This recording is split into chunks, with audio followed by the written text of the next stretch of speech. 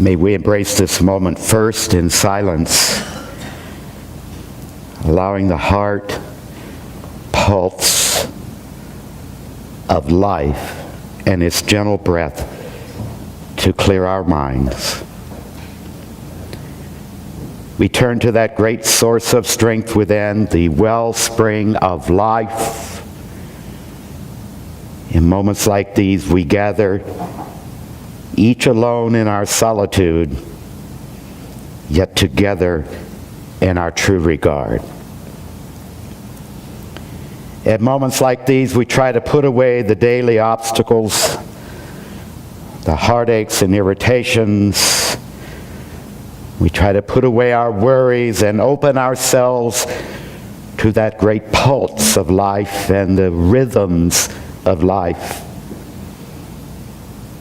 We carry with us fears and hopes about our health or illness, about our jobs, about our family, about our successes and our failures. And for a moment, we seek to put them aside. We know that we need one another and that we must keep faith with one another if we are to keep faith with the world. In moments like these, we open ourselves to the depths, and may we find the Spirit of life within us, surging and flowing, guiding and sustaining, so that the strength we need and the compassion the world needs comes to us and shines like a beacon in the night.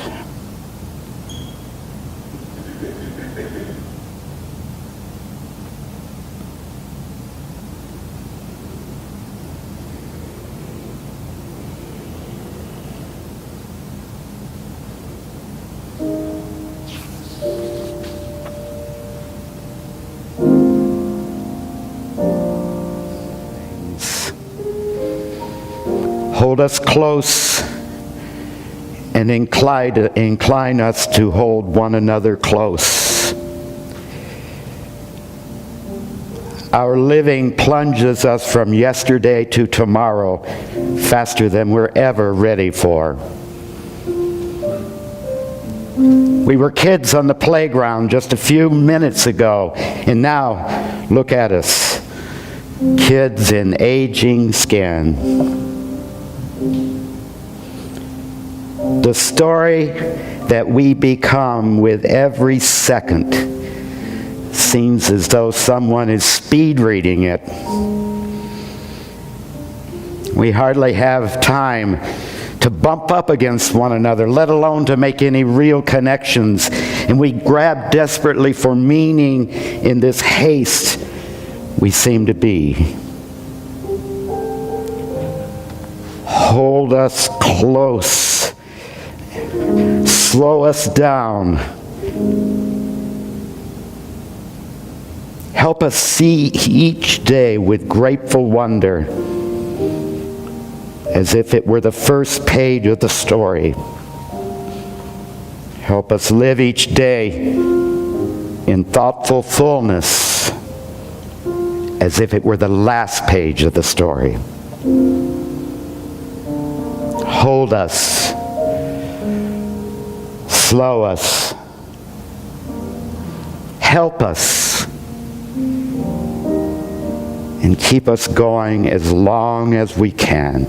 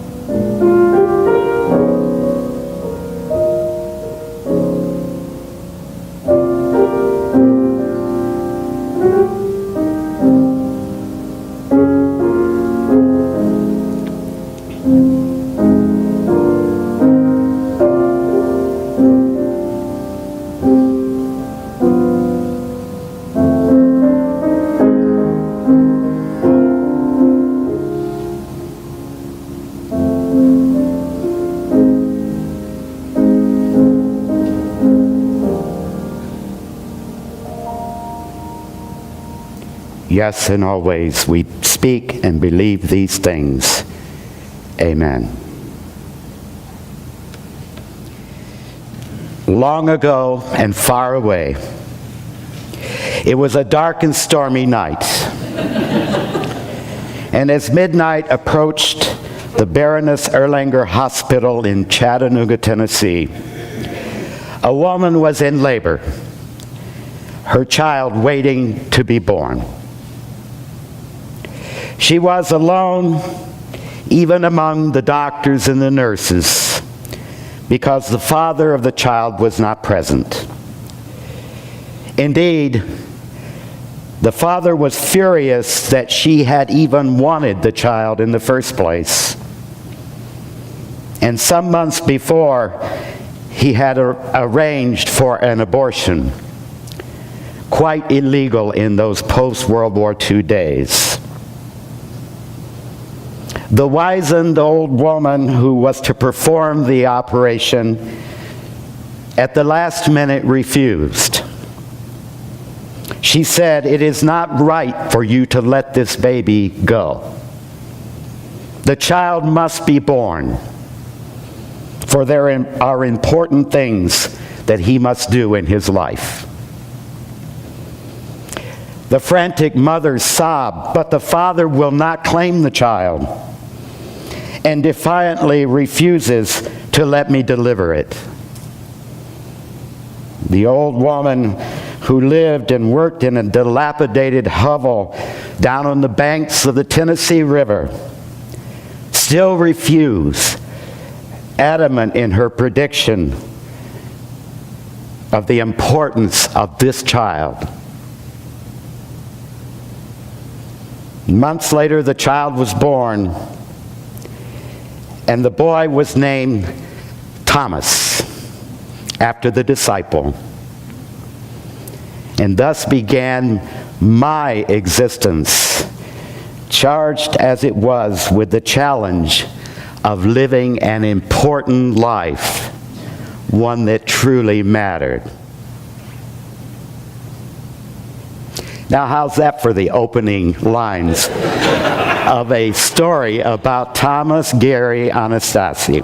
Well, when you write a book, you really need to grab your readers right off the bat so that they will want to continue to read. The fact is that the beginning of all things is very important.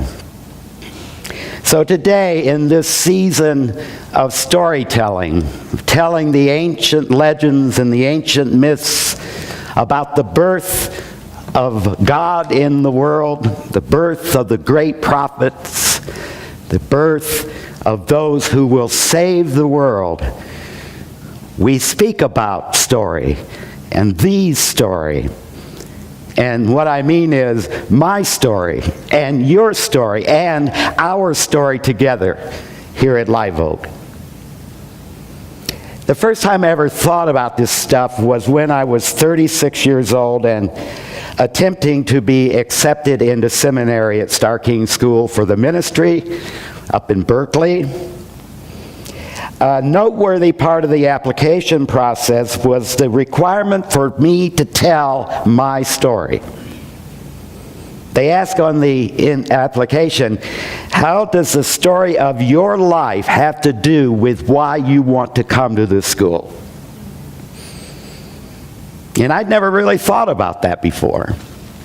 I never really thought about my story as if it were a book, let's say, with a beginning, a middle, and an end.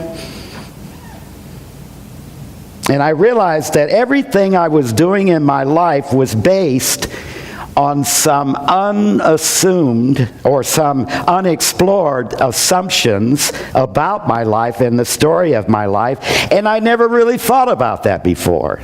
That if I were going to write the story, there were things that I had never thought about, had never considered. So it was time for me to do some exploring. And it was time for me to tell that story, to identify those large contours of my life which give it some kind of meaning.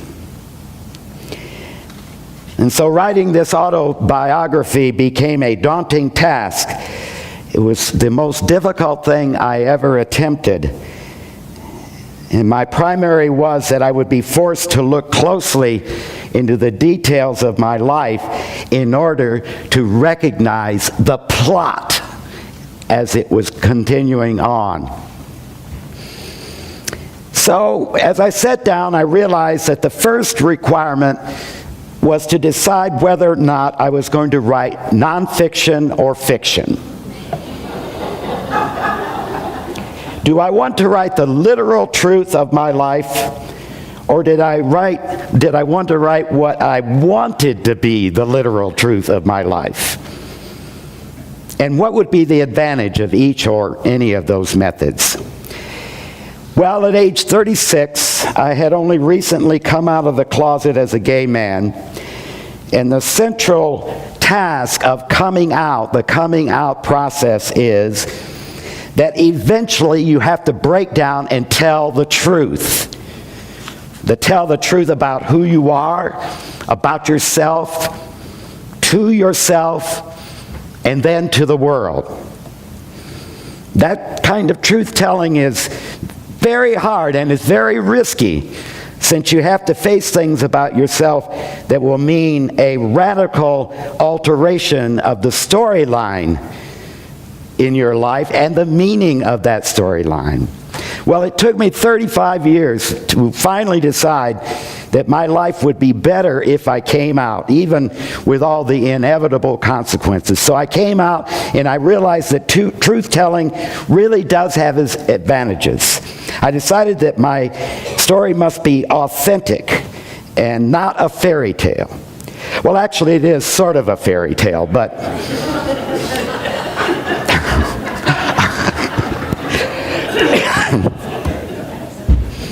so I came up with the title of my book. It was called Struggling for Authenticity. Struggling for Authenticity. And that's what my life has been about. To be real, to be truthful about things, and in all ways. I wrestled with that truth of my sexuality, and I realized that there were other elements of my life that I had not explored, that I had not opened the windows and the drapes and the doors to let the sunshine in. And the most important of all those aspects was my religion. I had been raised in a good old fundamentalist Christian environment, and I realized that many parts of that world, now that I really explored it and thought about, weren't even true. And again, much of that was based on unexplored assumptions about human nature, about right or wrong, about the Bible and about God. To tell the truth, I had to look closely at all of that and ask myself, what is true and what is not true? In other words, I had to look at my religion's story. The story which explains itself and proclaims itself. And all religions have a story like that. Christianity certainly does, and we're hearing many of those stories in this season.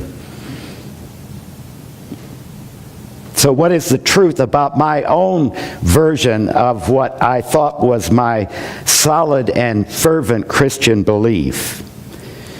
Well, I didn't believe, for instance, that Jesus is the only child of God, or that even that he is God, at least not any more than we're all part of God and we're all children of God. I didn't believe that unbelievers and believers of other faiths were all going to be consigned to eternal damnation. And perhaps most importantly, I didn't believe that humankind is fundamentally and originally sinful. First and foremost, I understood now was the very basis of my faith, which is God is love. If nothing else, God is love. Period. Anything else that could be said about God which doesn't come from that lead statement is simply not true. And out of that beginning comes a profound sense of liberality and freedom and justice and hope. As I pored over my personal storybook, I realized that I was not, in fact, a Christian, at least not in the way my dear associates described themselves. So I had to put down that book and stop reading it. Trouble is, there didn't seem to be a good replacement for it yet, and my prayer book had not yet been written. So it was that I came to understand that as I wrote my life story book, I also had to write about the meanings of it. And for me, the meanings must come from my personal religion and spirituality, as well as anything that's physical about me or sexual about me. So I tried to identify exactly what that entailed. And the first step was to do away with the stuff I don't believe and begin to name what I do believe. And as Greg Chapman on that great NPR series said, the right story is the one that helps me to love myself the most, to create the most, and to love others and support them in their creations. That's the kind of story that I wanted. And that's the right story.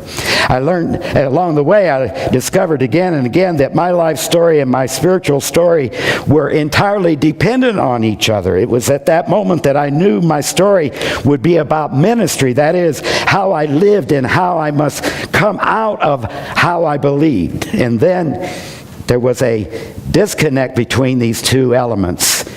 So for me, the disconnected parts became connected when, of all things, I entered the world of Unitarian Universalism. Here is a faith which proclaims and celebrates the real, the true stories of people's actual lives and how and why they lived in the way they do. A central feature of my life story, my life book, is my conversion. Yes, I am a born-again Unitarian Universalist. And here's how it happened. In the 1970s, I married a wonderful woman, and we loved each other very much. We began our adventure together on our way to being a high-quality family. We had 2 children, and things looked very good. But there was trouble. The fact that I was gay never went far from my mind, and over I tried to forget it, to overcome it, to be fixed from it, and to move on. But that overpowering secret kept wearing away at my mind and my soul and my spirit. Every year at Christmas, we would make the trip from our home in Tennessee up to Ohio to be with her family there and mine. And the drive was a long one, and you know how driving through the night forces you to think about all kinds of things. And on one of those trips, I was thinking a lot, and I was agonizing over my situation of being married and having a family, and yet secretly being a homosexual. And I knew that I truly loved my family, and I loved my wife and the children, and I knew that I was lucky to have found them as part of my life. They were such a magnificent gift to me in every way. And as I was driving, I thought about all of these things. She was reading a book, and the kids were in the back of our big blue van asleep.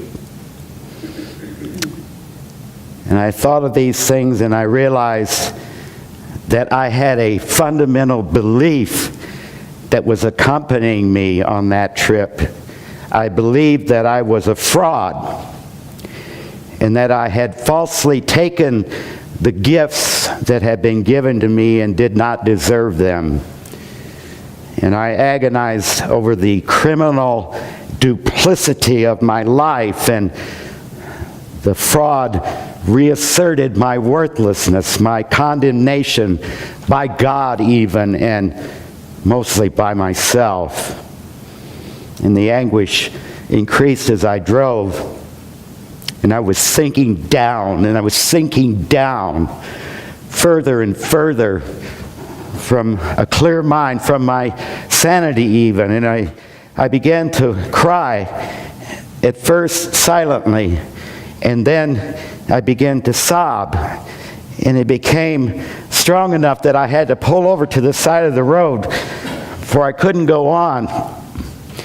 And I completely broke down as I stopped the car, and I fell to what I realized was the very, very bottom of my life.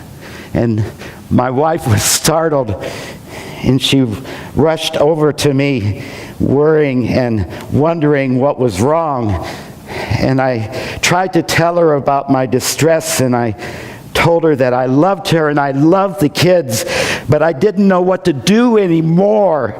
And I am worthless. I am a worthless person. I am a fraud, and I am a sinner. And she wrapped me in her arms, and she held me, and we both sobbed together. And for a long time she listened to me and did not speak. And then she said something to me that changed everything. Something that I had never heard, that I had never considered, that I never thought about anytime, anywhere in my life, in my relationships with her and with the kids and with other people, with God and with the church and with myself. And she simply said, "Thomas, I love you." "Oh, I know you love me," I said, "and I love you too, but it's not enough. I can't go on like this. I'm at the bottom of everything. I am such a broken person." And she interrupted me and she said, "Thomas, listen to me. I really do love you. I really do. And here's what you need to know. I love you not in spite of who you are or what you are. Not in spite of who you are or what you are. But I love you because of who you are and because of what you are." I had never heard that message before. I had always come to a relationship, whether it be with another human or with the church or even with God, saying, I am defective and I need to be fixed before we can go on because of the way I am, because of who I am. And when she said those miraculous words, which were the gospel that everyone has been looking for, something happened within me. Something clicked. Something turned. And I suddenly knew that even in the devastation of that moment in my life, that I was hearing the voice of God coming through this beautiful person. I love you because of who you are. And the song came to me. How could anyone ever tell you you are anything less than beautiful? How could anyone ever tell you you are less than whole? How could anyone fail to notice that your loving is a miracle? How deeply you're connected to my soul. I heard the true and real gospel message, the good news of all living and of all life. And I began climbing out of that deep hole and began to recognize a light shining in the darkness. And so even to this day, at the beginning of every service, I always say, again and again, whoever you are, whatever you are and wherever you are on your life's journey, you are welcome here. Come and be with us. We love you because of who you are. And your being here makes us a better place because of who you are. And now I'm 65 years old, and I'm surely writing and even reading the concluding chapters of my book. In truth, I might even be on the last chapter. Who knows? We don't know what's going to happen tomorrow. And as I tell you all this morning, I surely do hope that you are following according to your own storybook. I hope that you have thought about these things, and especially the part about your life as a plot line in a very important book, which is the book of your life. All of us in this room are living our individual story. Everything we have done and everything we will do in the next minute, the next day, and the next year are all part of this grand design. The saga, which is our own individual stories. Plus, all of us in this room are living out our collective story, the story of Live Oak Unitarian Universalist congregation. Everything we have done and everything we will do in the next minute, the next day, or the next year is all part of that grand design, that saga, which is our story. This might be a good time to remember where the word story came from. Originally, the word, which was spelled S-T-O-R-E-Y, was referring to the levels of a building. The building is 2 stories high, 8 stories high, 100 stories high. In the medieval days in England, the castles had huge tapestries which covered the entire wall, and sometimes they had stained glass windows, and these things were actually pictures of the stories of the castle. It's where the stories were shown to the world, so that when you walked in, you could look on the wall and say, this is what has happened here. This is what has happened in this place. And if the castles had been in existence for a long time, they were often added to, they were heightened in order to make room for another tapestry, another row of windows. And then the story would include 2 stories, and then 3 stories. And then the stories kept landing on top of one another. What would the stories be on the walls right here at Live Oak as we build on top of one era to another? What is being written about us? It is something to think about both literally and figuratively, because you know we can still alter the storyline. Yes, we can, right here at Live Oak. We can alter the storyline in our own lives. We can even transform as we look at this larger meaning of what's it all about. And you know, the best books are those which have a surprise ending, one which ends up explaining all the previous parts. That's an exciting idea. We can change the storyline, and we can make sense of all the parts, and we can even add our own epilogue. And that's the part of the book that details the fate of the characters. So what about you? What is the plot of your storybook? When someone asks you, what is your book all about? How do you respond? And how would you like to respond? And what about us? What is the plot of our communal storybook? When someone asks, what is the story about? How shall we respond? How would we like to respond?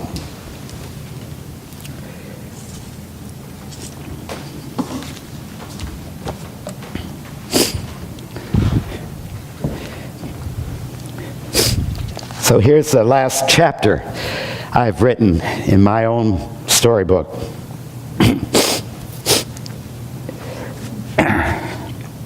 Thomas decided that he would reveal the outlines of his life story book to the people of the congregation he was serving at Live Oak.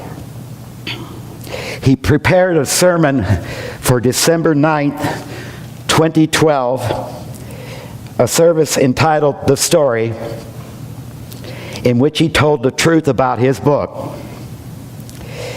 And at the end of the sermon, he stood up and he looked at the good people listening, and he smiled, and the people smiled back. And for the first time, he began to understand what it can truly mean to say, and they lived happily ever after. Just to let you know, this is the end of the sermon, but it is not the end of the story. Amen.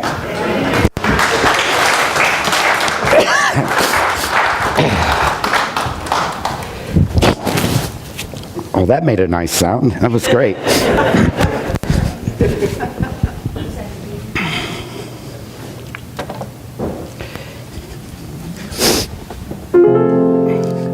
All my life's a story, sunrise and sundown. The moon came through the nighttime till the daybreak came around. All my life's a circle, but I can't tell you why.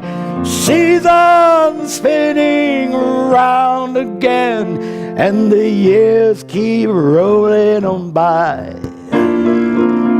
It seems like I've been here before, but I can't remember when. But I got this funny feeling that we'll all be together again. There's no straight lines make up my life, and all my roads have bends. There is no clear-cut beginning, and so far only crooked end. Well, I've found you 1,000 times. I guess you've done the same. But when we are together, it's just like a children's game. And I find you here again. A thought runs through my mind. Our love is like a circle. So let's go round one more time. Everybody say, oh, my life's a circle. Sunrise and sundown. The moon rose in the nighttime, and there'll all be day around. Oh, my life's a circle, but I can't tell you why. Seasons spinning round again, and the years keep rolling by. Seasons spinning round again, and the years keep rolling